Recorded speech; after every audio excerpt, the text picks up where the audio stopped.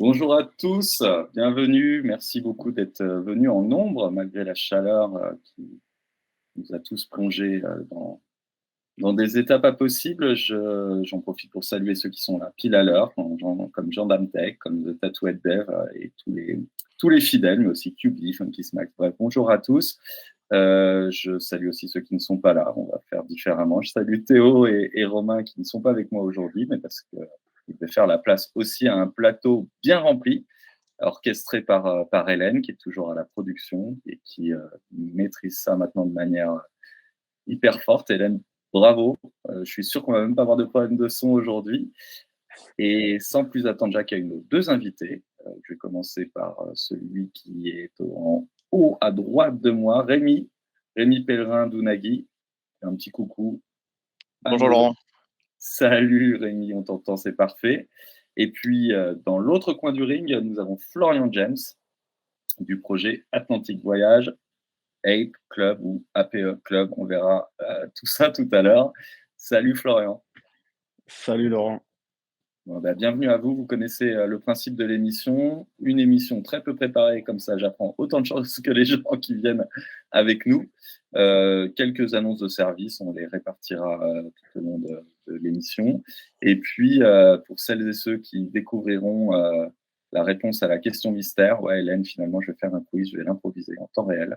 Euh, Vous aurez la possibilité de gagner un petit lot offert par Florian. Il vous en parlera plus tout à l'heure, mais moi, je vais commencer directement avec celui qui nous a envoyé quelques infos assez ronflantes, Rémi du projet Unagi. Unagi, j'imagine qu'on te le fait tout le temps. Euh, Pourquoi ce nom, Unagi? C'est l'anguille, c'est ça? Ouais, c'est un nom, c'est un mot japonais, Unagi. Et nous, on a grandi dans le jeu vidéo avec des grosses influences japonaises, notamment avec Nintendo. Donc, on avait envie d'avoir un nom japonais. Et ce qui est sympa avec Unagi, c'est que ça veut dire pas mal de trucs différents. Donc, ça a une signification différente pour les différents fondateurs. Il y a la référence de Friends que tu viens de montrer. Il y a le sushi. Il y a des références dans plein de mangas. Donc, c'est un nom qui nous a plu. Bah, génial, c'est un nom qu'on retient. En tout cas, c'est facile de se le mettre dans la tête. Et le projet lui-même est aussi assez simple à expliquer, mais je te laisse le faire. Qu'est-ce qu'Unagi? Alors, Unagi, c'est un studio de développement de jeux vidéo qu'on appelle Play to Earn, qui utilise la technologie blockchain. On a fondé Unagi avec l'objectif justement de rendre accessible au plus grand nombre ces nouveaux types de jeux, ces jeux Play to Earn. Et le premier jeu qu'on a développé s'appelle Ultimate Champions. C'est une plateforme de fantasy sport qui utilise des NFT. Donc sur Ultimate Champions, les athlètes du monde réel, donc par exemple les footballeurs si on prend le football, sont représentés par des cartes numériques qui sont des NFT. Et l'utilisateur va composer son équipe de 11 joueurs. Et en fonction de la performance dans le monde réel de ces joueurs de foot, ils gagnent des points. Donc celui qui marque un but va gagner 10 points, celui qui fait une passe décisive va gagner 5 points par exemple. Et à la fin du week-end, quand tous les matchs sont terminés, on additionne les points de tous les joueurs dans son équipe, on obtient le score de l'équipe de l'utilisateur, et c'est ce score qui va déterminer son classement et les récompenses qu'il va pouvoir gagner dans le jeu. Les récompenses qui sont de quel ordre? C'est d'autres cartes? Exactement. D'accord. Ouais, c'est ça. En fait, il va gagner d'autres cartes NFT qui vont venir s'ajouter à sa collection, ce qui fait que la semaine suivante, quand il va composer son équipe, il aura un choix plus important à faire parmi sa collection de cartes. Et ces cartes NFT qu'il gagne, il peut les échanger, il peut les revendre dans le jeu. On a une place de marché dans le jeu qui facilite l'échange et la vente de NFT justement pour continuer à améliorer son équipe. Bon, on va te poser la question directement parce que j'imagine qu'on te la pose en permanence. C'est un peu comme Sora.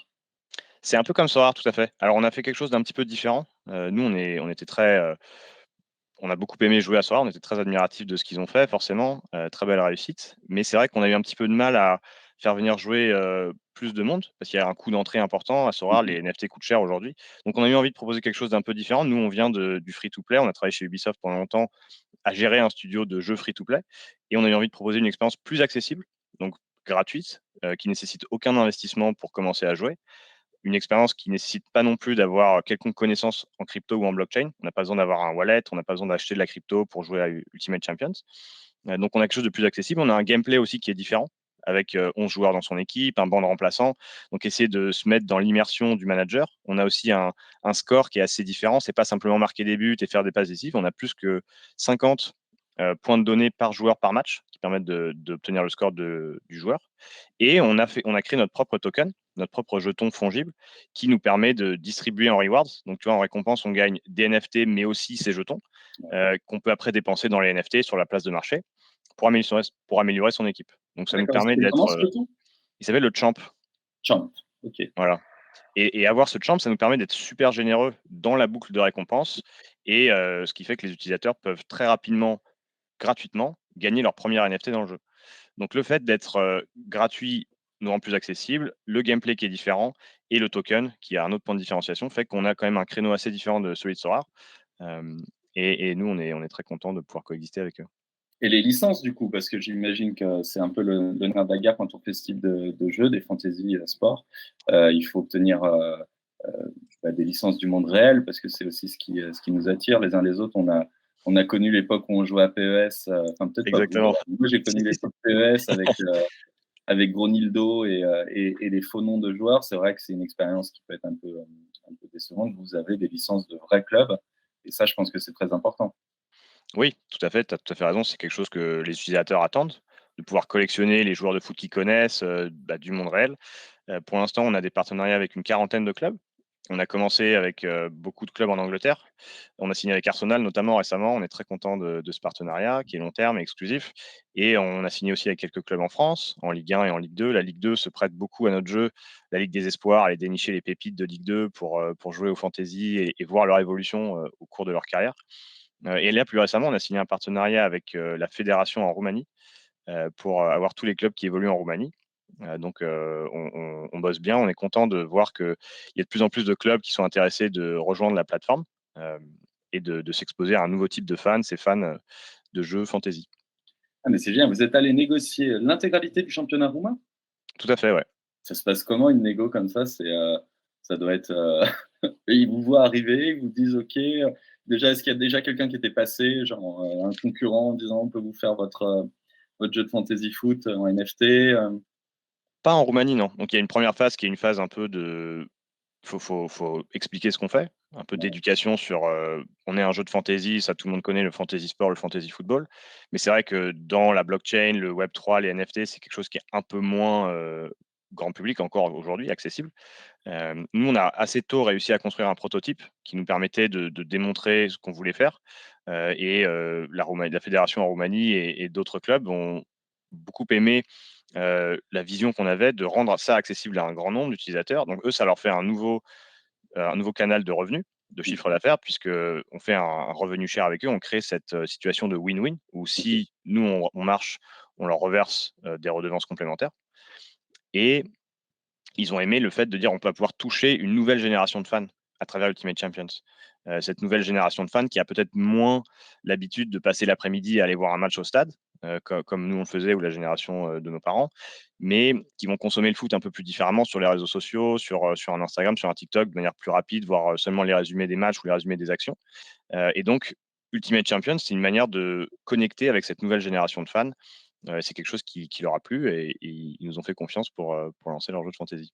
Ça veut dire que vous avez dû traduire toute l'expérience utilisateur en roumain, non? Pour l'instant, on est encore que en anglais, D'accord. mais on prévoit effectivement de traduire le jeu en plein de différentes langues, notamment en roumain, bien sûr. Génial. Alors, il y a Pablito 75014 que je salue, qui doit être peut-être lui aussi du côté de Levallois, il me semble reconnaître son pseudo. Il dit let's go jouer au Cerf. Les clubs qui étaient en Ligue 2 et qui montent comme Toulouse, je crois que vous avez annoncé assez tôt un partenariat avec Toulouse. Comment ça se passe pour eux?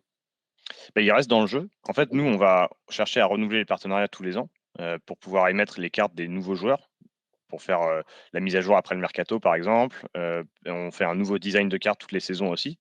Et en fait, les cartes des saisons précédentes, elles restent, on peut toujours les utiliser dans le jeu.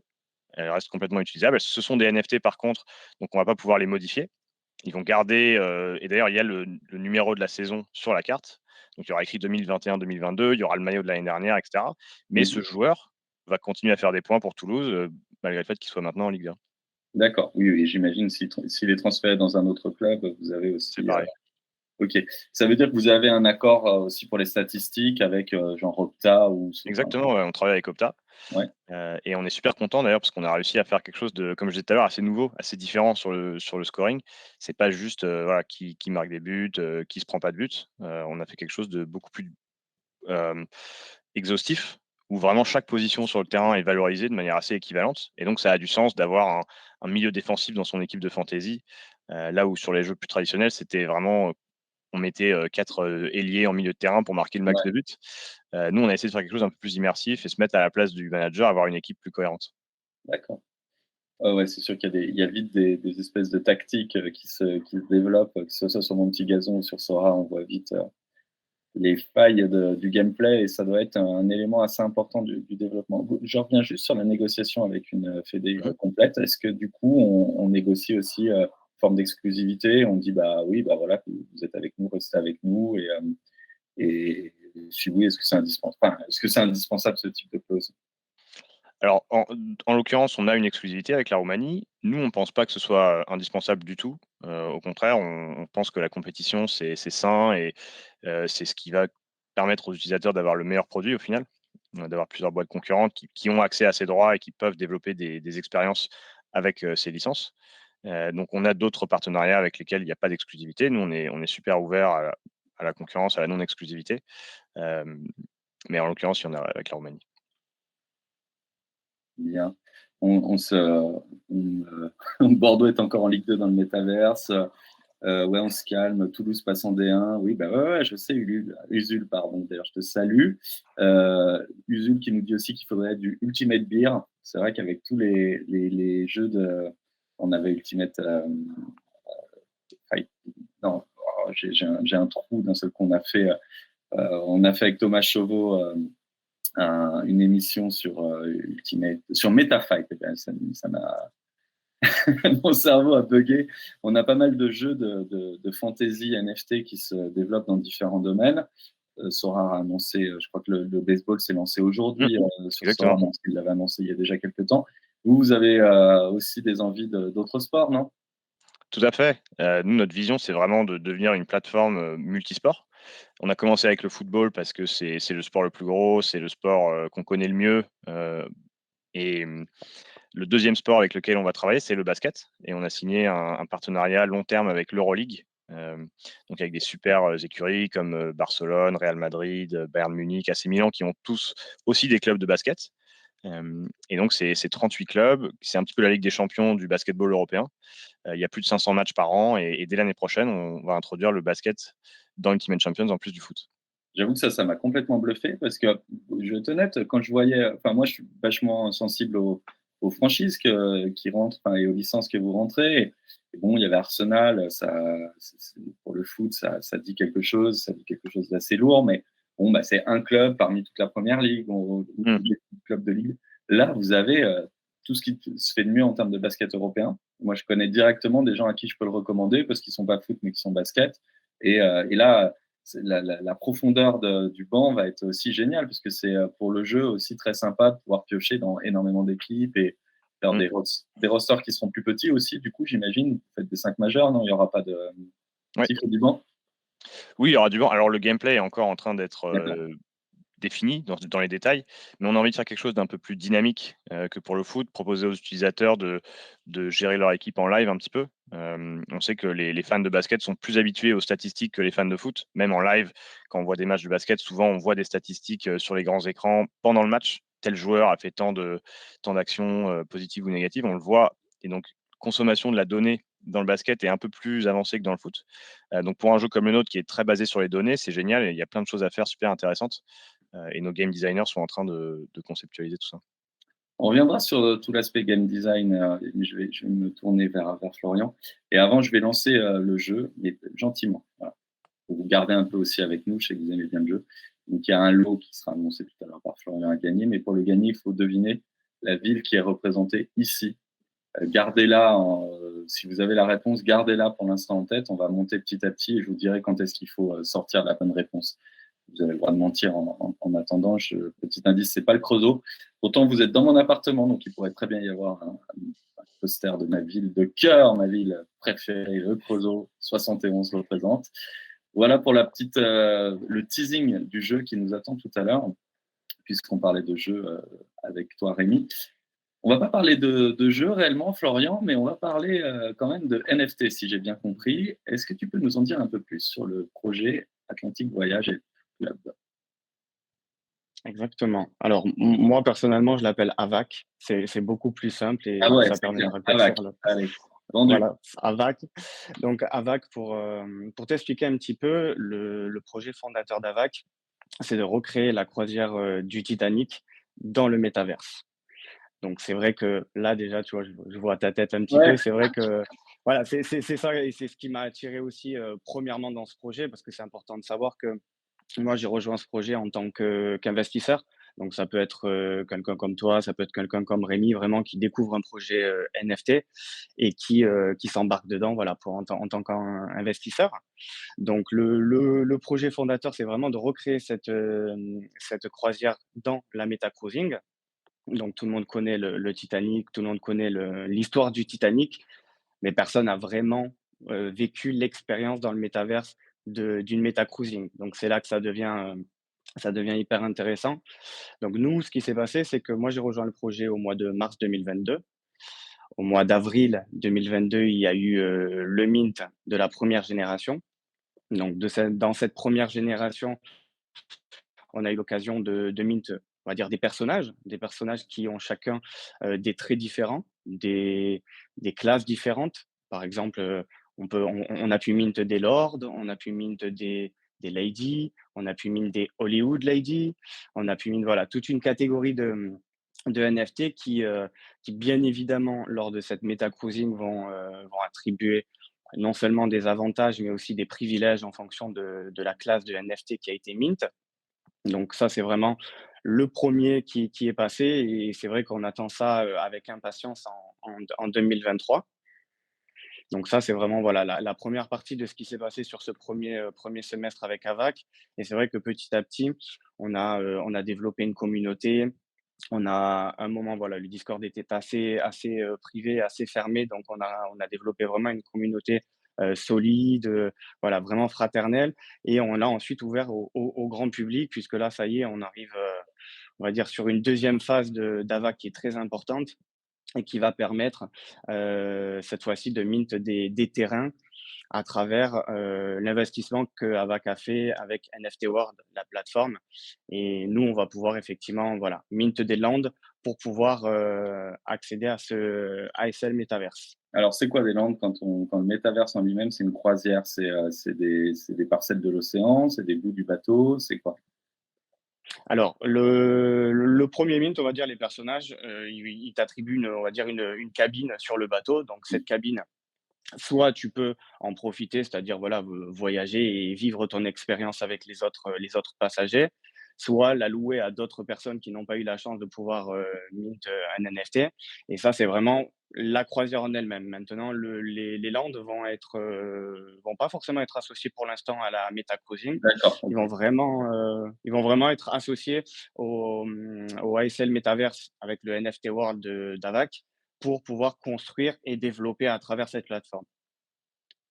OK. Alors, tu as conscience pour quelqu'un comme moi, c'est encore un peu nébuleux parce que c'est vrai bon, autant l'histoire des personnages, je la comprends bien. Est-ce qu'il y a des gens, tu nous as parlé des lords, mais il y a aussi des gens qui sont dans le pont inférieur, qui voyagent avec les marchandises et tout ça. Vous avez aussi fait ces personnages-là? Ouais, exactement, exactement. Il y a les 3e classes, tu as les 2e classes, tu as les 1res classes, tu as les Irish, immigrants, tu as vraiment voilà, il y a vraiment toute une catégorie et c'est vrai que ce qui est extraordinaire, c'est que chaque catégorie de NFT a vraiment des particularités qui peuvent être intéressantes, comme par exemple les 1res classes ont, la possibilité, on va dire, dans le métaverse, d'ouvrir leur propre business, de pouvoir créer voilà, un restaurant, un hôtel, vraiment, voilà, accéder à quelque chose qui va leur permettre derrière, bah, de générer, plus que juste une utilisation du NFT dans le métaverse. D'accord. Et Usul qui demande si vous avez suivi le projet Crypto Yacht Club. Vous pourriez garer le Titanic dans la marina du Crypto Yacht Club. J'imagine que vous avez vu un peu ce qu'il développait. Bien sûr. J'ai l'impression que c'est pas complètement similaire. on est sur un univers complet, un métavers complet qui serait une croisière. C'est ça que j'ai du mal à modéliser. C'est-à-dire, c'est un espace à l'intérieur duquel va se développer une trajectoire, celle d'un bateau. Mais l'espace en lui-même est persistant, ou c'est le bateau qui est persistant et il constitue un monde clos, quoi. Dans votre tête, en tout cas, j'ai compris que c'était pas encore complètement. Voilà, ça va être plutôt sur cette option-là. C'est vrai que ça va être dans un univers clos et on va recréer voilà, la croisière sur on va dire une destination prédéfinie. Mais cette fois-ci, en faisant attention que le Titanic voilà, arrive à destination. Ça pousse à s'intéresser, j'imagine, à l'histoire réelle du Titanic. Vous avez dû faire un peu de recherche, non? Après, bah, c'est vrai que moi, déjà, de base, j'aime beaucoup le film du Titanic. D'ailleurs, Ouais. il y en a un qui est en production, hein, je crois, pour l'année prochaine. Donc, ça tombe très bien. Et j'ai eu aussi la chance de pouvoir avoir l'architecte du Titanic en NFT, donc Thomas Andrew. Je ne te mens pas qu'avant ça, je ne le connaissais pas forcément. Mais D'accord. effectivement, ça a permis de s'intéresser un petit peu à l'histoire du Titanic et de tout ce qui a été, qui a permis de le créer et de le lancer. Ouais. Parce que là, vous avez une communauté. Alors, je vois qu'ils sont venus en nombre et je les salue. Ça fait super chaud au cœur. J'espère que ça vous donnera envie de revenir. Quoi qu'il en soit, ça fait chaud au cœur de voir une communauté soudée derrière un projet, surtout quand il est encore assez early. Et pour souder cette communauté-là, qu'est-ce qui a fonctionné? C'est l'histoire en elle-même du Titanic et l'imaginaire qu'on y associe. C'est un petit secret, une petite mécanique à vous pour alimenter le Discord. C'est quoi? Alors, vous pouvez aussi répondre hein, dans le chat. Chacun explique pourquoi il kiffe ce projet. Et puis, Florian, tu nous dis un petit peu comment vous avez vu ça de votre côté, quoi. Alors, moi, c'est vrai que j'ai la chance d'avoir cette place un petit peu on va dire, de membre, d'investisseur. Hein, donc, j'ai pas forcément le côté team member, équipe fondatrice. Donc, ça, c'est super important. Et en fait, c'est vrai que je me rends compte en ayant participé à différents projets NFT, que Avax, c'est vraiment quelque chose qui est particulier parce que la communauté est vraiment, on dit souvent qu'une communauté est solidaire, que c'est une famille. Mais c'est vrai que là, au fil des mois, même si ça fait pas super longtemps, hein, quand même, depuis avril, heu, à l'intérieur du Discord, il y a vraiment quelque chose qui s'est créé, c'est-à-dire vraiment un soutien total les uns envers les autres, des animations toute la journée avec une équipe qui est vraiment solide parce qu'il faut savoir qu'Avac, il y a quand même, une bonne dizaine de personnes, hein, qui animent ça, tous les jours au niveau du Discord. Et il y a aussi, je pense, l'état d'esprit des fondateurs. Alors il y a Paul et Misty qui ont lancé ce projet et qui ont été rejoints par d'autres après. Mais c'est vrai que l'état d'esprit des fondateurs qui est très, j'allais dire, très protectrice, très, très généreuse, fait que ça donne envie de s'investir non seulement dans le projet en pécuniaire, mais ça donne aussi l'envie de s'investir dans la communauté et de participer aux différentes, à dire tâches, non, aux différents divertissements qu'il peut y avoir tout au long de la journée. Et c'est vrai que la communauté est assez solidaire, donc dès qu'il y a un événement, tout le monde se rejoint et j'espère que c'est ce qui va se passer le 6 août pour Alors, l'événement à Vax. c'est ça, parce que vous allez le 6 août faire une réunion physique. C'est la première? C'est la première. C'est la première et c'est vrai elle est importante parce que c'est vrai qu'il y a vraiment tout le corps, fondateur de Avac, qui va venir. Donc, tout le monde est un petit peu éparpillé, en Angleterre, aux États-Unis, un peu partout dans le monde. Donc ça va être vraiment la première rencontre de l'équipe dirigeante et de tous les holders, de vraiment toute cette communauté avec qui on parle tous les jours à travers, un écran, à travers le Discord et on a la chance, voilà, de rester quand même dans le thème d'Avac, puisqu'on va faire cette soirée effectivement sur un yacht Alors, à Cannes. il va bouger ou il va attaquer? Non, il va traquer. Malheureusement, c'est vrai qu'avec autant de personnes sur le bateau, on peut pas naviguer en mer. Au niveau sécurité, c'est compliqué, mais on aurait bien aimé. Moi, je préfère les projets où il reste taqué, hein, pas parce que j'ai le mal de mer, mais parce qu'on est un peu prisonnier. Si la soirée, je suis sûr qu'elle sera excellente et que personne n'aura envie de partir. Mais j'ai déjà vécu des soirées où on se retrouve sur un bateau, il part, et puis vous êtes prisonnier pour 3-4 heures. C'est pas... C'est ça. Là, au moins, si ça marche pas bien, vous êtes dans le centre de Cannes en quelques minutes et c'est au top. L'objectif, c'est vraiment autour de cette croisière. C'est gratuit, il y a des frais d'entrée, c'est réservé aux membres. Enfin, ça marche comment? C'est un peu comme je sais pas, comme le Bored Ape, réservé aux détenteurs du NFT qui s'inscrivent sur une liste, c'est ça? Alors c'est ça. De base, c'est vrai que c'est une soirée qu'on a voulu ouvrir, à vraiment tout le monde et c'est encore l'esprit, mais c'est vrai qu'on a privilégié l'accès aux holders, donc de la génération 1 de NFT. Donc entrée bien évidemment gratuite à toutes les personnes qui détiennent un NFT de la première génération. Et évidemment, la possibilité d'emmener un accompagnant, on va dire, mais c'est vrai qu'il y aura quand même très peu d'invités sur le bateau du fait qu'il y ait quand même assez de personnes, entre les team members et les holders qui souhaitent venir. Donc voilà, accès gratuit et c'est vraiment, Avac qui met en place ça pour permettre à toutes les personnes qui nous suivent finalement depuis ces semaines de se rencontrer dans la vraie vie et ça fait plaisir. Bon, est-ce qu'il y a du monde dans le chat qui va être présent le 6 août sur le bateau? J'en profite pour saluer The Shadowy Man qui nous dit la communauté AVAC est très positive. Si vous voulez entrer dans une grande communauté utile et enfin entrer dans les TVN, il n'y a rien de tel que AVAC. C'est un gros cœur. Voilà, au-dessus, on avait d'autres fans d'AVAC qui se manifestaient. Ah, ce projet permet le développement de business dans la vie réelle par le biais du métavers. De plus, il y aura possibilité de voir des premières de films par le biais du cabaret dans le ASL Metaverse. Les possibilités sont infinies. Bâtir des buildings et les revendre sur les marketplaces, jouer dans le métavers. AvacCoin deviendra un token dans le futur aussi. Et donc, Manolo Ocho, là, tu t'enflammes, non? C'est vraiment ce qui nous. Florian, C'est ça. est-ce qu'on va trop loin? Est-ce que c'est vraiment le projet? J'imagine que oui, et que Manolo dit pas ça s'il n'a pas. Ouais.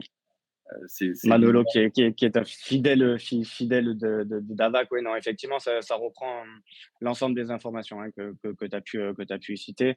C'est vrai que déjà, comme je t'expliquais tout à l'heure par rapport aux landes qui vont pouvoir être mint, on va pouvoir effectivement dessus construire absolument ce que tu veux. Si demain tu veux te créer un club privé ultra select, tu peux le créer. Si tu veux te créer un hôtel ultra luxueux, tu peux te le créer et tu peux te créer aussi un cabaret où tu viendras voir effectivement, des petites danseuses de nuit, dans le cabaret. Donc c'est vrai que ce mint qui va, arriver alors le 1er septembre pour ceux qui ont la chance d'être whitelist et le 2 septembre pour la vente publique, ça va vraiment permettre de pouvoir laisser cours à ton imagination et après ce terrain, tu peux très bien le revendre, tu peux très bien le garder.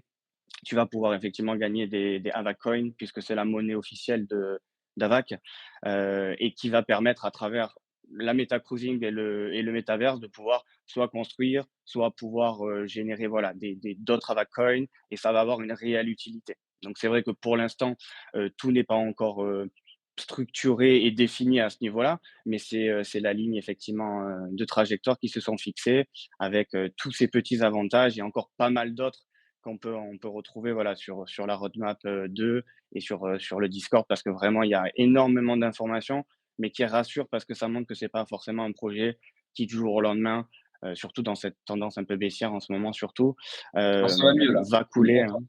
Hein. Ça va mieux, franchement. C'est vrai que je me suis réveillé ces 2 derniers jours avec quand même le smile un petit peu. Bah, ouais, ouais, on est tous pareils. Tu mines sur quelle blockchain avec ce projet? C'est sur l'Ethereum. Ethereum principal. Oui, Enfin, c'est Ethereum, ça. pas Polygon. Ok, donc il y a quand même la question des frais de gaz qui, qui entrera en jeu aussi le 1er septembre ou le 2 septembre pour le mint.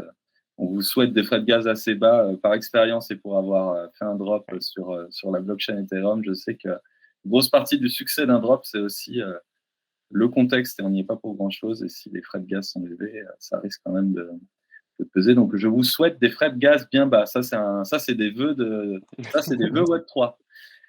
Ah bah, je te remercie, mais ça aura rien à voir avec avril de toute façon, hein, c'est sûr. Ouais, ouais, non, ou alors c'est qu'il se sera passé pas mal de choses entre-temps. Ouais. Voilà. Rémi, vous êtes sur.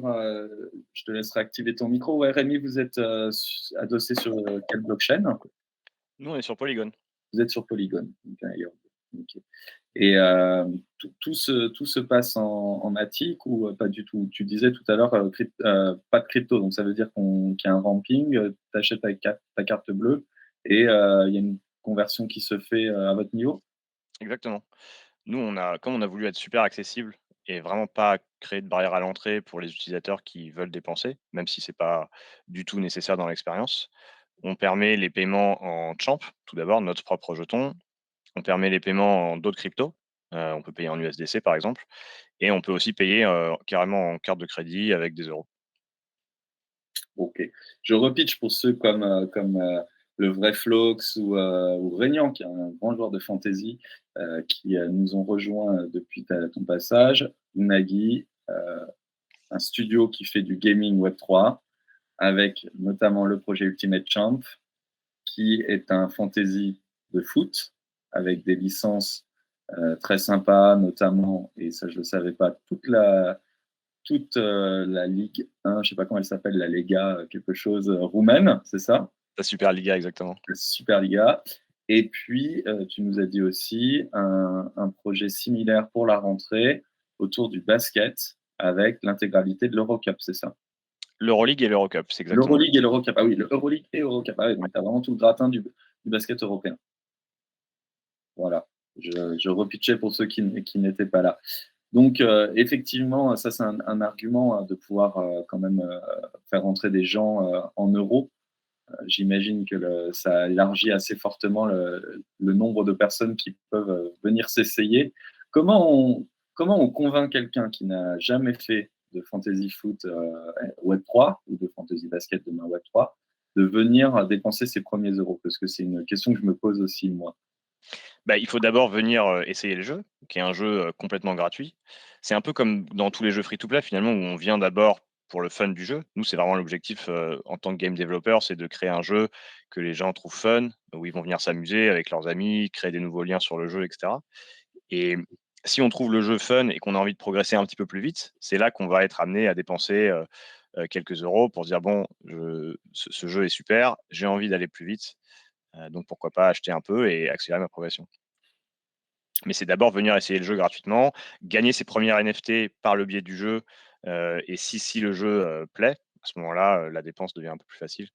Ouais, c'est sûr. J'en profite pour prendre Hélène, elle est loin, elle est au carré Champéret, mais elle avait défini dans un premier temps, je crois, Ultimate Champ comme un pay to win. Je pense que c'est justement l'inverse de votre philosophie, non? C'est vraiment un jeu où on peut commencer à gagner sans avoir à mettre un ticket d'entrée très conséquent. Exactement, même sans mettre aucun ticket d'entrée. En fait, quand on va commencer le jeu, on va avoir un budget. Tous les joueurs qui commencent le jeu ont le même budget, donc c'est vraiment tout le monde est sur le même pied d'égalité et avec ce budget, on va composer son équipe de 11 joueurs. Tous les joueurs de foot dans le jeu ont un prix par rapport à leur performance passée, par rapport au prestige du club dans lequel ils sont, et cetera. Et on va dépenser ce budget pour choisir son 11 de départ. Et en fonction de la performance de ce 11 dans les premières semaines, on va gagner des NFT et petit à petit, on va remplacer ces 11 joueurs qui sont en fait pas des NFT, qui sont des cartes qu'on appelle common, qui ont Mhm. pas de rareté. Il y en a autant qu'on veut. Et on va remplacer ces cartes common qu'on a choisies par des cartes NFT qu'on gagne. Et là, c'est là qu'on va commencer à gérer son club, à faire le trading des cartes. On a gagné un attaquant qui nous plaît pas, on va pouvoir le revendre pour peut-être acheter un défenseur parce que c'est là qu'on a des lacunes et gérer sa collection, gérer son équipe comme ça. Donc, Qu'est-ce il que y a le vraiment pas besoin de dépenser. Qu'est-ce que le Web3 apporte finalement dans un jeu comme ça? On pourrait imaginer que tu centralises, une plateforme à qui on accorde du crédit et tu dis, bah voilà, donnez-moi votre argent, moi je vous donne un accès, enfin, FIFA Ultimate Team, quoi. Ouais, exactement. Bah, alors justement, le problème avec les jeux et le modèle de jeu traditionnel, notamment free to play, c'est que les utilisateurs sont pas réellement propriétaires de tout ce qu'il y a dans le jeu, de tous leurs objets dans le jeu. Ce qui fait que si un jeu s'arrête d'être opéré ou s'il y a un nouvel opus qui sort, par exemple FIFA, tous les ans ils en sortent un nouveau, tout le temps et tout l'argent que le joueur a dépensé dans le FIFA de l'année dernière, bah, il est perdu. Il va jamais le retrouver. Ce que nous permet de faire le Web3 en faisant en sorte que chaque joueur de foot ait un NFT, bah, ce NFT appartient réellement au joueur et il le garde, il en fait ce qu'il veut. Une fois qu'il l'acquiert, que ce soit en l'achetant ou en le gagnant dans le jeu, il en fait ce qu'il veut, il le garde pour toujours. Donc il peut, le vendre, il peut l'échanger, il pourrait même le détruire s'il voulait. C'est vraiment le sien. J'entends, et c'est vrai j'ai eu la même réponse quand on parlait avec Sorare, par exemple, mais est-ce qu'au final, si demain j'ai mon NFT mais que tu arrêtes ton service, il aura une autre valeur que de dire, c'est déjà bien, hein, que de dire à tous les gens que je croise, ah bah j'ai cru à ce projet, j'étais là dès le début, j'ai des NFT avec une photo d'un joueur sympa, mais bon voilà, la valeur du NFT, elle est liée à la survie, à la croissance, au succès de votre plateforme quand même. Est-ce qu'on change vraiment les règles du jeu avec ça, quoi? Bah, on change les règles du jeu pour l'utilisateur. C'est-à-dire qu'effectivement, ce qui est intéressant avec le NFT dans Ultimate Champion, c'est l'utilité qu'on en fait. C'est pas simplement un objet de collection, c'est un objet de collection avec lequel on peut jouer. Donc le fait d'avoir cette utilité dans le jeu fait que on est un peu moins assujetti aux variations du marché, parce que c'est pas purement de la spéculation. Et on voit d'ailleurs aujourd'hui que beaucoup des NFT qui ont cette utilité dans les jeux ont moins accusé le coup du crash que ceux qui étaient purement spéculatifs. Donc on voit déjà que ça commence à arriver. Cette utilité est très importante pour les utilisateurs. Et oui, c'est quand même très différent en termes de joueurs de jeux vidéo d'avoir quelque chose dont on est réellement propriétaire. Imaginez jouer à World of Warcraft à l'époque et chaque objet est vraiment le nôtre. On peut le revendre, on peut se les échanger et c'est facilité par le jeu, c'est facilité par la blockchain. C'est quand même une vraie révolution pour le jeu. Ça, c'est Je sûr. joue à un jeu complètement gratuit, je gagne des NFT qui ont de la valeur. Mais si tu imagines jouer à Wallis of Fortuna, du jeu fictif, mais je veux dire qui n'a pas marché derrière, tu t'en fous Mmh. finalement de les avoir eus en propre et d'avoir pour les rapatrier. J'imagine, bon, vous êtes sur Polygon, ça va pas vous coûter cher hein, si on doit les minter, les ramener dans nos toilettes. Il y a quand même un petit peu de. Ils sont pas mintés réellement, hein, les joueurs. Tu me dis si Ouais. je me trompe. Non, ouais, Tout à ok. fait. Et d'ailleurs, c'est la même chose sur les jeux vidéo traditionnels. Si le Ouais, jeu ouais, s'arrête, tu perds absolument tout. complètement. Mais là, si le jeu même si le jeu s'arrête, tu gardes tes NFT. Alors après, ils ont une valeur de collection, comme Mm. avoir, si tu veux, la carte Panini de Zidane 98. Ça a encore une valeur aujourd'hui. Mais l'intérêt de la blockchain, c'est qu'on peut savoir à qui elle appartient. On peut voir qui l'avait acheté à la base. On peut voir à qui elle a appartenu depuis. Et tout ça est tracé. Et on a des places de marché qui facilitent les échanges de ces cartes. Donc, à minima, ça va permettre aux joueurs de garder leur NFT et d'avoir cette valeur qui sera certes inférieure à s'il y avait une utility, mais rien n'empêcherait quelqu'un d'autre de venir développer un jeu qui utilise nos NFT, par exemple, par la suite. Donc, nous, on propose une manière d'utiliser les NFT qu'on émet, et bien sûr que la valeur du NFT va dépendre du succès du jeu. Vos tokenomics, enfin pas vos tokenomics d'ailleurs, plutôt votre modèle d'affaires, c'est quoi? J'imagine un pourcentage sur le marché primaire? Alors sur le marché primaire, nous, on vend les NFT en paquet. Donc tu mentionnais FIFA Ultimate Team tout à l'heure, c'est similaire. OK. On va faire sauf que nous, c'est pas en vente en continu. On va créer des événements dans le jeu, on fait ce qu'on appelle des drops où, on va dire: «OK, jeudi à 16 heures, on drop, 2 000 packs», et on a des packs de différentes tailles avec différents nombres de cartes dedans, de différentes raretés, donc avec différents prix. On a toujours des prix d'entrée très accessibles, inférieurs à 1 et on a des packs qui peuvent aller jusqu'à 40-50 D'accord. qui ont plus de cartes dedans, et des cartes plus rares. Et c'est là c'est notre business model. Donc c'est vendre ces paquets de cartes et ensuite tous les NFT, les joueurs peuvent se les échanger, peuvent se les revendre et là on va prendre une petite commission sur ces ventes. Petite commission sur le marché secondaire, C'est ça. qui est déduite du prix d'achat en fait, c'est ça, Mmh. donc moi je fixe un prix, je sais pas 50 dollars et vous allez prendre une petite commission dessus au moment du Ouais, exactement. OK. On parlait tout à l'heure de métavers avec Florian, le monde finalement des NFT foot pourrait très bien se prêter à une expérimentation, je sais pas métavers, mais en tout cas un jeu réel, pourquoi pas sur un paquebot. Ça veut dire qu'il faudrait avoir prévu ça dans les droits, j'imagine. C'est des choses auxquelles vous réfléchissez quand vous êtes par exemple en négo défrichage avec la ligue de basket, où tout est possible. Vous n'avez pas de concurrent qui fait exactement la même chose. Vous leur proposez une expérimentation Fantasy Foot NFT. Est-ce que vous leur proposez pas derrière de dire, bah, à ma connaissance, il n'y a pas de jeu de basket Web3 réel où on peut jouer avec les personnages et c'est les vrais noms qui s'affichent. Est-ce qu'on vous propose ça en même temps? Vous êtes un studio de jeu? Pour l'instant, effectivement, nous, on se concentre surtout sur la partie, Ultimate Champions Fantasy, telle qu'elle existe aujourd'hui. Notre vision pour Ultimate Champions, c'est de devenir pas seulement un jeu de fantasy, mais vraiment un endroit où les passionnés de sport vont pouvoir venir partager cette passion avec d'autres passionnés. Donc, il y aura le fantasy, pourquoi pas après proposer d'autres expériences, donc créer une sorte de réseau social, avoir d'autres jeux, permettre de regarder les matchs, avoir accès à des informations sur le sport et donc vraiment créer cette plateforme qui est un point d'entrée pour venir partager cette passion et parce qu'il y a le jeu de fantasy, ça permet de créer un profil d'utilisateur et d'avoir cette légitimité. Je joue à un jeu de fantasy, si je suis performant, ça veut dire que je m'intéresse au foot ou au basket en l'occurrence, que voilà, mon opinion est un peu pertinent parce que, je joue à ce jeu et j'ai cette connaissance et peut-être créer ce réseau social autour du sport en plus du jeu de fantasy et de toutes les autres expériences qu'on pourra développer. Faire un jeu 3D aujourd'hui de simulation, on n'en est pas encore là. Nous, on est encore une jeune compagnie, on n'a que 1 an. Mais pourquoi pas dans le futur faire des jeux 3D autour du sport, c'est quelque chose de super intéressant dans le métavers. Ouais, jeune compagnie, il a dû falloir quand même mettre un peu d'argent au départ. Quand on négocie par exemple avec Opta, eux, leur vie a dû changer, Opta, avec tous les nouveaux services qui se déploient et qui ont besoin de leur acheter de la data. Je ne sais pas s'ils font des tarifs très intéressants ou si au contraire, ils savent que vous êtes un peu pieds et poings liés et vous demandent du cash en grande quantité. C'est une grosse dépense, Opta? Opta, c'est une dépense non négligeable, mais c'est un super partenaire parce qu'on a toutes les données qu'on a et en fait, on va avoir des deals par championnat. En fonction du championnat, les prix peuvent varier. Mais la plus grosse dépense pour nous, c'est vraiment d'aller chercher les licences auprès des clubs. Okay. Et les ligues, c'est plus rentable parce que du coup, tu peux faire un package. Ouais, c'est ça. Bah, ce qui est très bien avec les ligues, c'est que pour un jeu de fantasy, c'est mieux d'avoir tous les équipes qui veulent dans le même championnat. Ça permet à l'utilisateur de choisir vraiment parmi tous les clubs et tous les joueurs.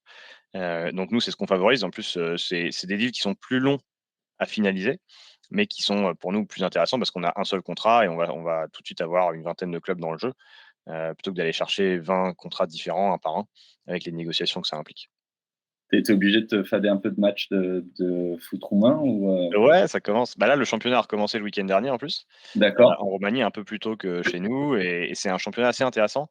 Il y a des clubs super, ils ont pas mal de talent. C'est un championnat où les joueurs bougent énormément. Même Ah ouais? au mercato hivernal, il y a des équipes qui ont plutôt, enfin qui ressemblent plutôt à l'équipe d'un mois avant, où il y a une dizaine de joueurs qui ont été transférés et c'est assez intéressant de suivre ces différences. Et vous imaginez pas, hein, une passerelle avec justement, on en a parlé dès le début, je t'en parle souvent, mais je pense que je suis pas le seul, mais une passerelle avec Sorare, de se dire, bah, finalement, eux, ils ont pas la Roumanie, tu as des cartes, ils favorisent les side games, ils considèrent que n'importe qui peut monter un jeu avec leurs propres cartes. Pourquoi ne pas compléter votre propre jeu avec les cartes venant de Sorare et puis on leur demandera la même chose quand ils viendront, s'ils veulent. Pourquoi ne pas intégrer les cartes roumaines dans la Ligue Challenger sur Sorare, quoi. Ça pourrait être, c'est faisable techniquement. Techniquement, oui, rien ne l'empêche. Après, c'est vrai que pour l'instant, on a un jeu qui est un petit peu différent, comme je disais tout à l'heure, avec Ouais. le gameplay à 11 joueurs, avec l'expérience utilisateur qui est quand même assez différente. Nous, on a le champ qui va vraiment permettre de gérer toute l'économie dans le jeu. Donc, pourquoi pas l'imaginer dans le futur, mais c'est vrai qu'aujourd'hui, on est sur des positionnements assez différents. Pas mal. Je repasse à Florian. Je vous rappelle qu'il y a un jeu, il faut trouver la ville qui est représentée ici. Fabito, tu n'as pas le droit de jouer car tu as des indices liés au fait que cette chambre n'est pas que la mienne. Voilà. Mais pour tous les autres, vous pouvez jouer et participer. Et on gagne quoi, Florian? Eh ben, écoute, ce soir, il y aura à gagner 2 places, donc 2 entrées pour la cagnotte party qui, comme je te le disais tout à l'heure, donc qui est organisée par AVAC le samedi 6 août à Cannes. Donc comme je te le disais, sur le bateau, il y aura vraiment toute l'équipe, tous les holders et si on a la chance, voilà, de pouvoir avoir 2 personnes qui sont en direct avec nous, qui sont dans le projet 20 Mint, dans lequel je suis également, ça serait avec plaisir, voilà, de les recevoir à bord du bateau et de faire la fête avec nous, toute la soirée puisque, il y a un beau petit programme. On commence vers 19h30. Il y a bien sûr un petit apéritif à bord du bateau, toute la soirée. Il y a un petit DJ qui va mettre l'ambiance, jusqu'à minuit. On va essayer de faire des animations, quelques animations. Il y aura voilà, il y aura un beau cadre, donc j'en dis pas plus parce qu'il faut un petit peu de surprise quand même et ensuite on basculera juste à côté dans une plage privée pour faire la fête, pour ceux qui sont les plus vaillants. Non, mais là, enfin, on a fait gagner des très beaux lots hein, depuis le début de 20 minutes au carré. Mais là, c'est quand même le plus beau cadeau, quoi. Ça va être une teuf pour deux, depuis 19h jusqu'à. Après, on s'occupe pas de vous, hein, vous gérez. Voilà, nous Moi, on j'en met une serais heure pas. limite après. Voilà, j'en serais pas parce que c'est un petit peu loin, mais ça m'aurait vraiment fait plaisir de rencontrer votre communauté qui a l'air d'être hyper sympa. Donc, sachez que pour toutes les personnes qui, je vais vous donner un indice supplémentaire, hein, qui dans 10 minutes découvriront le nom de cette ville, je recadre un tout petit peu. Ouais, voilà, le front de mer, vous l'avez. Toutes les personnes qui, dans 10 minutes, donneront le nom de cette ville participeront à un tirage au sort organisé par la plus innocente des collaboratrices de 20 minutes au carré, Hélène. C'était pas compliqué de trouver plus innocent que nous. Et on vous communiquera ensuite le nom des gagnants sur le Discord. Donc, venez sur Discord. C'est pas pour faire du remplissage de Discord, mais c'est le seul moyen qu'on a trouvé pour bien vous réunir. Allez, je reviens vers toi, Florian, mais je prends 2 minutes pour pour parler à tout le monde de deux, trois choses qu'on organise en ce moment. On a le club de foot à 11 qui est notre objectif. Je rappelle que si on arrive à monter ce club FIFA, hein, un club FIFA, pas du vrai foot, un club FIFA à 11, d'abord j'offre une machine à écrire à Hélène, ça lui fera plaisir, et puis d'autre part surtout, on sera ravis. On a trouvé déjà un sponsor, a priori, pour ce club, donc ça peut être très rigolo et on organisera un tournoi de 11 contre 11 avec d'autres communautés Web3, notamment, pourquoi pas, sur Rare de Denis. Si vous avez chez Unagi une communauté qui est chaude ou chez Avac une communauté qui est chaude, commencez à les réunir. Je vous rappelle que ça se passe avec IFC et Tristan qui est venu nous présenter IFC il y a de ça 2-3 semaines, qui vous attend pour des sélections, un tournoi qui aura lieu en août. Toutes les informations sont sur Discord, c'est simple, il vous faut juste une PS4, un peu de talent et FIFA 22. Et puis, il y aura des lots à gagner pour ce tournoi de sélection, en plus d'une place dans le 11 de notre club. Ça, c'était pour le foot. Je voulais aussi vous parler de la vente aux enchères qui arrive à grands pas le 22. On aura une vente aux enchères du numéro 20, de la machine numéro 20. Florian, je crois que tu es méca, toi, hein. Tu as une machine. Ouais, Bon, c'est ça. je ne sais pas si tu en connais son numéro. Moi, je ne connais pas le numéro de mes machines. Mais la numéro 20, on ne peut pas l'oublier. Rémi, tu n'es pas méca, toi. Personne n'est parfait.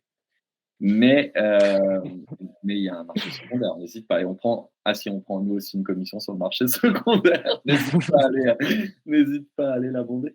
Black news à part, on vend la numéro 20 aux enchères au profit d'e-enfance, qui est une association qui lutte notamment contre le cyberharcèlement, une cause qui nous est chère, sur laquelle on reviendra sans doute dans le numéro 2.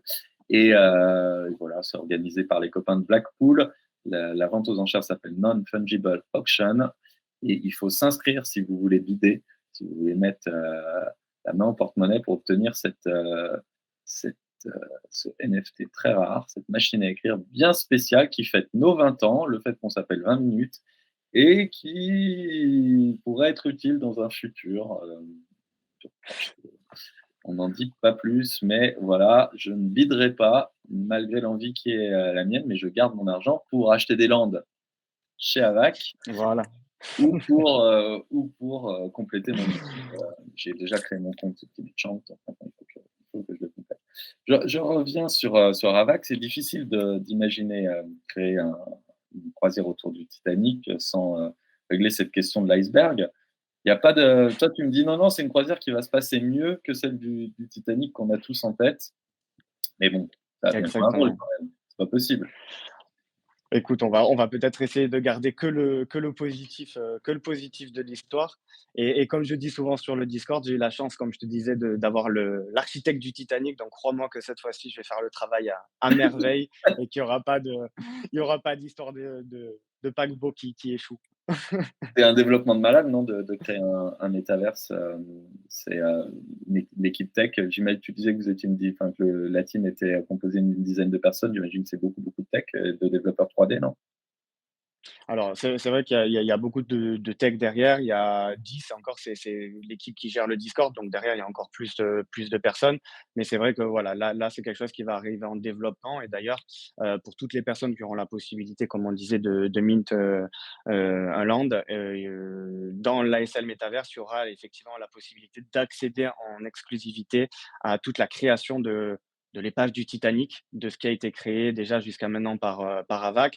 Et c'est vrai que j'ai vu voilà, des premières maquettes, de la modélisation, et c'est vrai que pour l'instant, ça rend quelque chose qui donne envie d'être à l'année prochaine. Ouais, la roadmap, c'est quoi? C'est milieu d'année prochaine, début d'année prochaine? Alors, l'objectif, ça serait de lancer la croisière le 10 avril, hein, le 10 avril 2023, puisque c'est la date anniversaire du Titanic. Donc c'est vrai que c'est à cette date-là. Maintenant, c'est vrai qu'il y a tellement de choses à prendre en compte dans le développement et dans l'avancée que tout est soumis effectivement à validation et voir s'il n'y a pas du retard qui est pris. Mais il y a aucune raison effectivement si tout se passe comme on l'a prévu, ça devrait être magique à partir déjà d'avril 2023. Heu, alors je prends quelques questions du chat parce que le vrai Flox me demande si on peut poser une question. Bah, bien sûr, tu peux soulever les questions que tu veux, c'est même la raison d'être de cette émission. Usul qui dit, pas trop impacté par le bear market pour continuer à dev. Alors c'est vrai que ça a arrangé personne effectivement, hein, tout ce qui s'est passé sur le marché. Maintenant, il a fallu quand même avancer, donc il y a des dispositions qui ont été prises et je trouve que, enfin voilà, l'équipe AVAC a réussi quand même à bien rebondir sur les éléments assez baissiers qu'il y a eu, ces derniers mois pour continuer quand même le développement et ne pas prendre de retard pour tenir quand même les engagements qui ont été fixés dès le début envers les holders. Usul toujours qui nous dit acheter des landes sur un bateau, c'est plus des landes. Ben, c'est pas sur un bateau. C'est justement ce qu'il fallait réussir à comprendre au début, c'est que c'est deux projets qui se nourrissent l'un l'autre, mais qui sont pas complètement, qui ne se superposent pas complètement. Il y aura une chasse au C'est ça. trésor pour trouver le bijou. Bah ouais, ça me semble être une bonne idée, ça.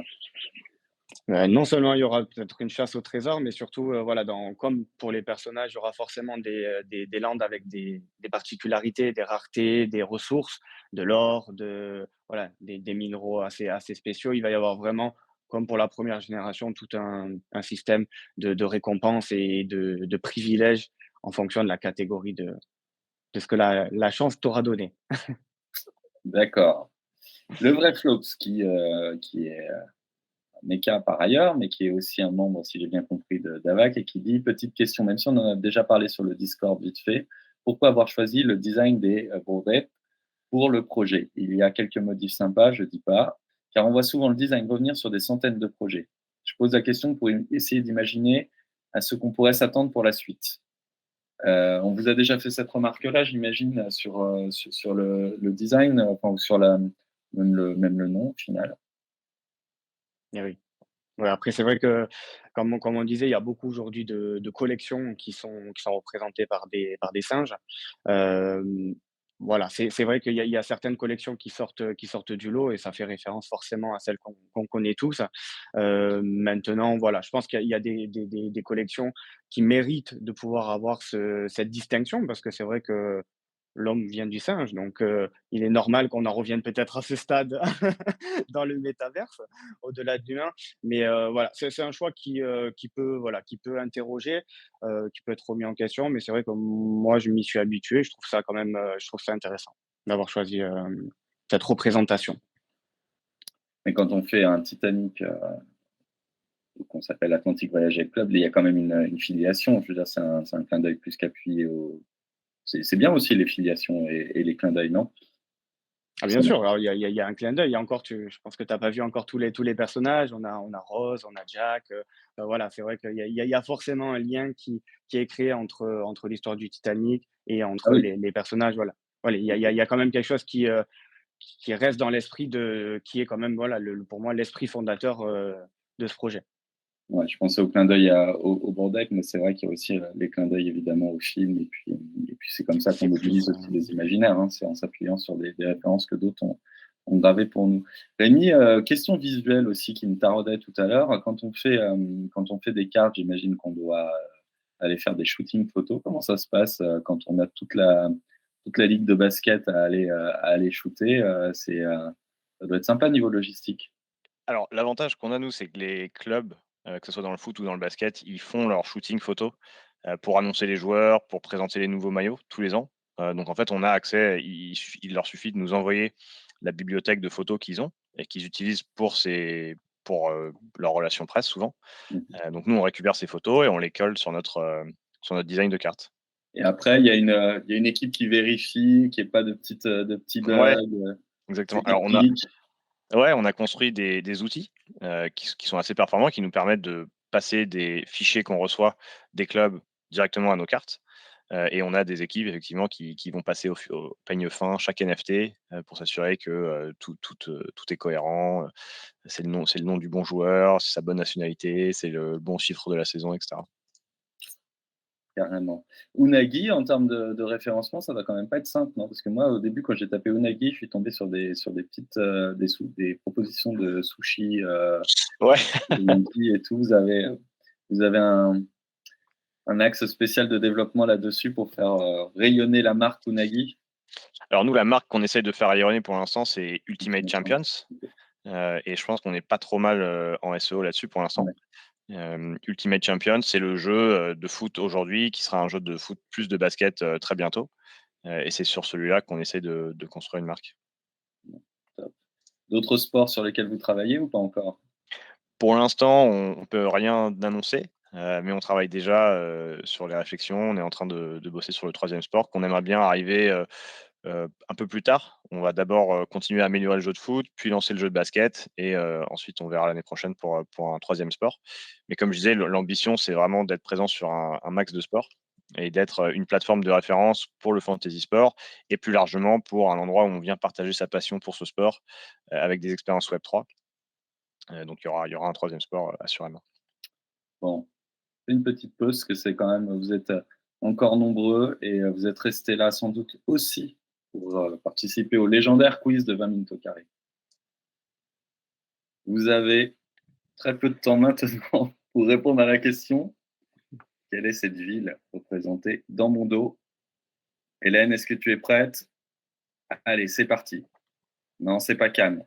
Non, c'est pas Miami. Miami. Hein, hein, hein, hein, hein, hein, hein. Allez. Ah, ah,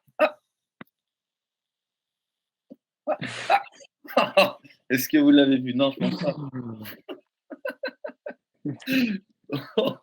Allez, il y a 2 places à gagner pour la soirée, qui s'annonce, bien folle. Non, mais c'est pas vrai les gars, je vous l'ai montré là.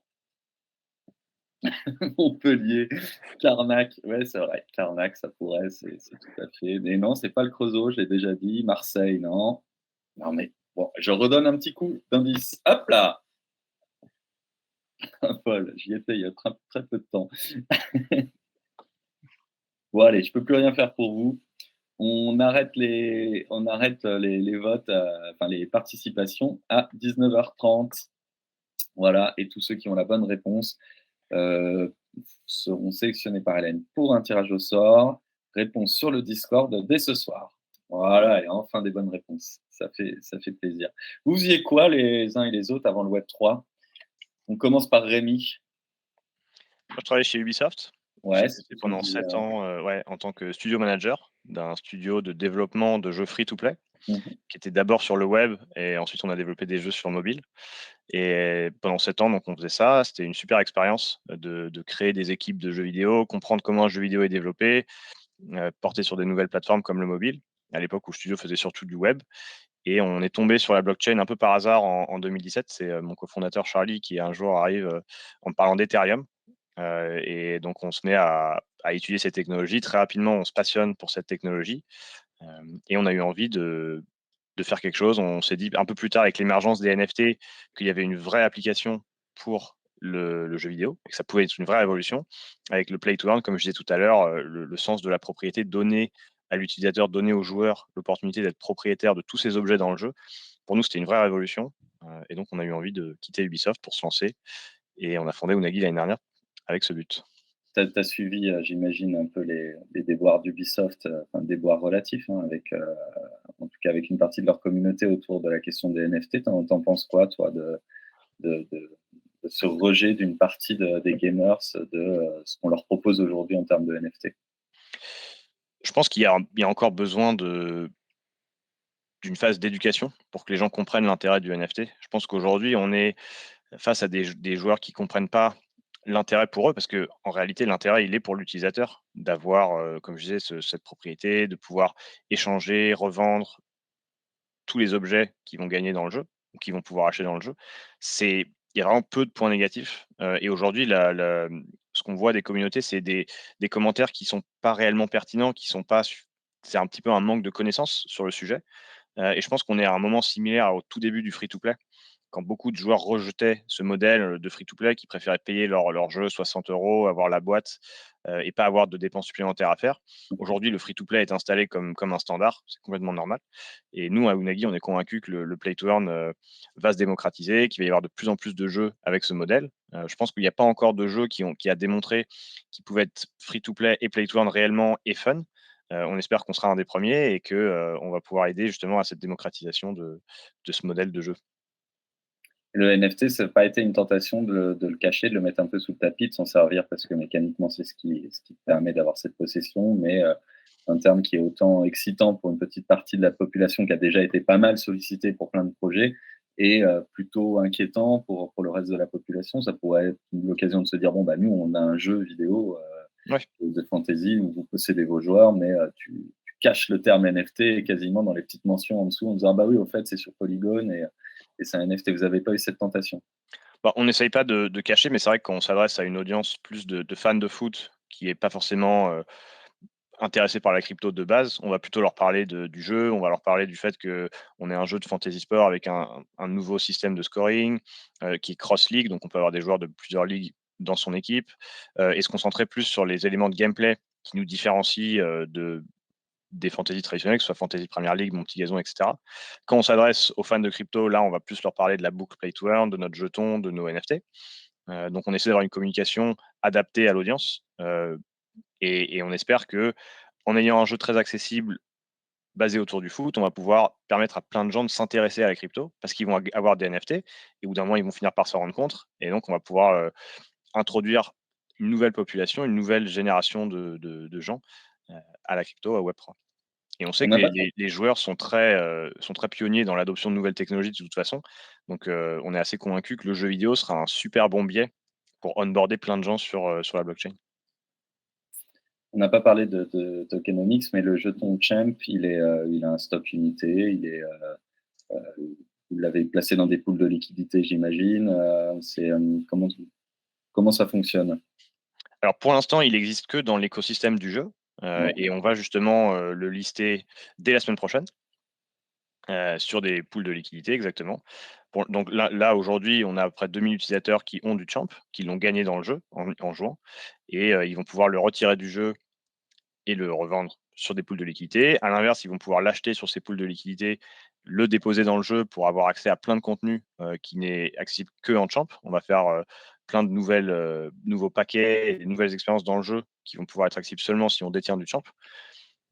Et donc on va vraiment être un jeu play to earn où je gagne du Champ dans le jeu en jouant gratuitement et je peux, in fine l'échanger contre de l'euro. et vous en générez autant que vous voulez? Il y a une mécanique de burn, il y a un truc, On a une supply, finie. On aura OK. seulement 1 milliard de Champ.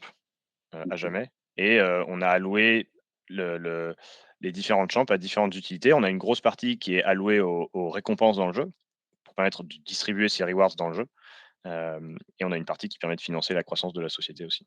Mmh. Parce que si tu disais tout à l'heure en introduction que, un des éléments différenciants pour Ultimate Champ, c'est aussi le côté, ticket d'entrée, Mmh. finalement assez bas. J'imagine que vous allez garder aussi sur le Champ un œil, bien éveillé pour, vous assurer qu'il y ait pas, demain, l'impossibilité de rentrer avec des tout petits billets parce que le Champ a servi de Carrément. Bah, d'ailleurs, nous, les prix sur la plateforme, sur le jeu, vont rester en fonction de l'euro. Donc ah le oui, le paquet, il sera toujours, à 1 €, que ça soit, 1 champ ou 200 champs, ce sera toujours 1 €. d'accord, OK. OK, OK. Florian, qu'est-ce que tu penses des métaverses actuels? Parce que vous êtes en train d'en construire un. Moi, je lis pas mal de choses en ce moment sur le fait que les expériences dans les mondes virtuels sont quand même souvent assez décevantes. Toi, tu nous parles d'un univers, qui tout de suite nous projette, par exemple dans le film de James Cameron, en termes de rendu graphique, c'est un défi, assez sympa pour vous. Toi, quand tu regardes aujourd'hui, je ne sais pas déjà si tu passes du temps dans des mondes virtuels et quel regard tu portes sur le rendu graphique? Alors c'est vrai que pour l'instant, je trouve qu'il y a encore un peu de boulot. Je trouve qu'il y a encore un peu de boulot, dans la conception et dans la création peut-être aussi, hein, de ces mondes virtuels. Moi, je place quand même beaucoup d'espoir dans les prochains casques qui doivent arriver, hein, que ce soit Apple, que ce soit, Facebook, l'Oculus Pro. Enfin, je pense qu'il va vraiment y avoir des avancées majeures dans alors peut-être pas les mois, mais en tout cas, voilà, là, dans les 12 prochains mois ou dans les années à venir, je pense qu'il va vraiment y avoir, un développement et c'est quelque chose qui est en train de prendre de l'ampleur. Donc forcément, il va y avoir, des sociétés qui vont créer des fonds et qui vont créer, du développement sur lequel on va tous pouvoir se rattacher et donner, enfin permettre d'avoir la meilleure expérience pour les utilisateurs. Du jeu Donc, je notamment, place pardon? on pourra jouer sur le Titanic? Bien sûr, tu pourras jouer, tu pourras, t'asseoir à la table avec les autres joueurs. Tu pourras, être sur le pont, et observer, cette expérience. L'avantage pour moi du métaverse et du Web3, c'est que ça va pouvoir, laisser cours à notre imagination et on va pouvoir vraiment, faire ce qu'on veut, chose qui est pas forcément possible dans la vie de tous les jours.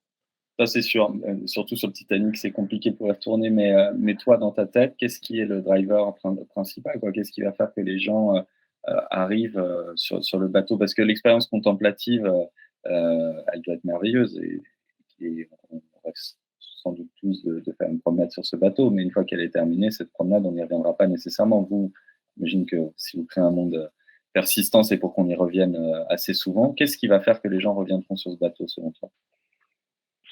Alors, à mon avis, ça va être surtout la catégorie, comme je te disais, la catégorie des NFT qui vont permettre d'accéder à certaines choses comme créer, ton propre business, pouvoir, il y a une catégorie, les Purple Prince, par exemple, qui vont pouvoir, permettre de faire de la publicité, sur le bateau, dans le métaverse. Donc c'est vrai que ça a quand même une connivence avec le monde réel et tu vas pouvoir effectivement avoir une réelle utilité à venir non seulement partager l'expérience, mais aussi, voilà, en récolter les fruits et ça va être aussi un plaisir avant tout, hein. Moi et honnêtement, ce projet et de la manière où moi j'ai envie d'y accéder, c'est vrai que c'est premièrement par plaisir et dans un esprit de partage, dans une expérience qui aujourd'hui n'est pas encore assez développée pour qu'on puisse en profiter pleinement. Très bien. Bon, ben, messieurs, on a déjà passé l'heure de jeu, là. Je ne sais pas si vous avez des choses à ajouter. Moi, j'aimerais bien qu'on rappelle les choses principales. Si on a vu cette émission et qu'on a envie de s'essayer aux 2 expériences. Rémi, on commence par toi. C'est quoi l'onboarding? Qu'est-ce qu'on fait là maintenant, en sortant de cette émission si on veut tester Ultimate Champ? Bah, on tape dans son browser, dans son navigateur, ultimate-champions.com, et on a tout de suite accès au jeu, et on va rentrer dans l'onboarding. Encore une fois, c'est un jeu qui est complètement gratuit, et qui permet très facilement et très rapidement de gagner ses premières NFT de joueurs de foot du monde réel Parfait, super bien résumé et bientôt de basket. et bientôt de basket. Florian, qu'est-ce qu'on fait, en attendant, de savoir si on a gagné déjà une place, une des 2 places que tu nous as offertes pour la soirée? Si on veut suivre le projet avant le mint du 1er septembre, c'est ça? Alors 1er septembre, voilà, pour les whitelists avec un tarif bien sûr spécial. Le 2 septembre pour la vente publique et c'est moi ce que je peux conseiller à tout le monde, c'est juste après l'émission, voilà, de nous rejoindre déjà sur le Discord parce que c'est vrai que c'est l'endroit où il y a vraiment, l'ensemble des informations, qui construisent ce projet et surtout la communauté, extraordinaire que je profite d'ailleurs de pour saluer mes amis du chat français parce que c'est vrai que c'est pas toujours facile d'être dans des projets NFT, et la communauté française parce qu'il n'y en a pas toujours et là, c'est vraiment un plaisir, voilà, de pouvoir partager cette expérience avec d'autres personnes. Donc, je vous invite à nous rejoindre, à participer au Mint de septembre et surtout nous rejoindre pour le yacht, pour la soirée à Cannes, où il y aura des t-shirts en édition limitée, un NFT one and one à offrir. Enfin, voilà, il va vraiment y avoir quelque chose qui va être sympa et on espère passer l'été avec vous tous. Eh ben, ouais, c'est une bonne manière de conclure cette émission. Moi aussi, j'espère passer l'été avec vous tous. Il y aura, comme vous le savez, tous les mardis soirs, une émission. On va recommencer à parler un petit peu de 20 minutes dans les semaines qui viennent parce que je sens que certains d'entre vous, bouent de se lancer sur le volume 2.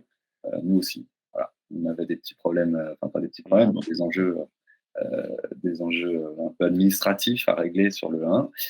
Ça y est, on passe sur le 2 tranquillement. On espère vous annoncer très rapidement avec les copains de Capsule Corse Lab une suite un peu sexy. On en parlera tranquillement pendant cet été. On recevra tous les mardis des invités. Je vous en ai donné quelques-uns. Hélène, sur Twitter et sur Discord, vous expliquera en temps et en heure qui nous recevons. Je voulais vous remercier à tous d'être venus malgré la chaleur. Vos ordinateurs doivent en rajouter un petit peu. J'ai pu faire un peu plus frais cette nuit normalement. Et puis, bonne soirée à tous. Bonne soirée, Laurent. Merci pour l'invitation. Merci Laurent, bonne soirée à tous. Bonne soirée, messieurs. Bonne soirée, le chat. Ciao.